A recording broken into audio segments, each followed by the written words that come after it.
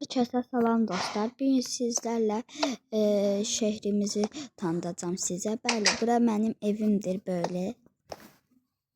Evimdən çıxdıq. İndi gedirik. Burada inəyimiz var.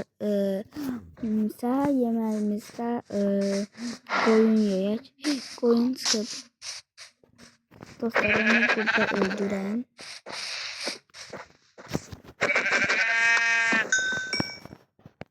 Dostlar, onu kəsdik və ətini aldıq. Bəli, ətini aldıq.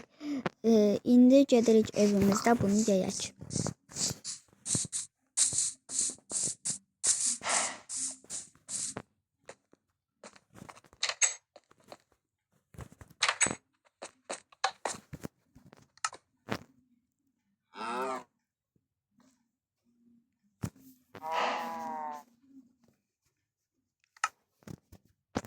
Arkadaşlar şimdi yiyorum.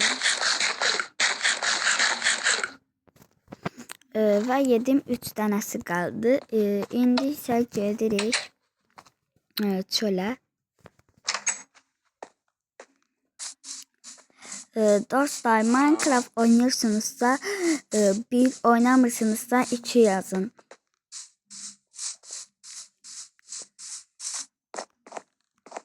Dostlar, köklerimizi buradan kırdık. Gördüğünüz gibi içinden kök çıxır. Benim 64 tane köküm var. Dostlar, buradadır. İndi isə sizlərlə buranı tanıtacağım.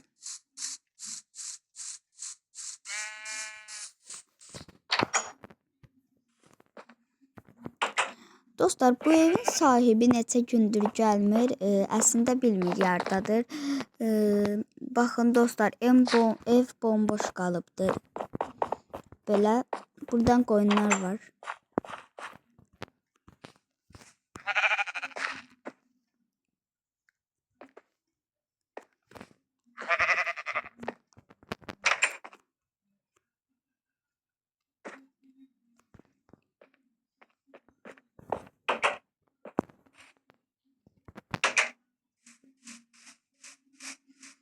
Dostlar, belə burada da bir qoyunumuz var.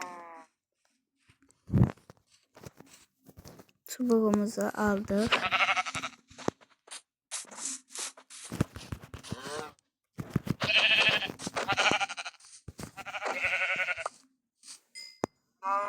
Dostlar, bunun içinden köz çıxır ya da daş idi, bilmədim. İndi onu evimizdə yoxlayacağım.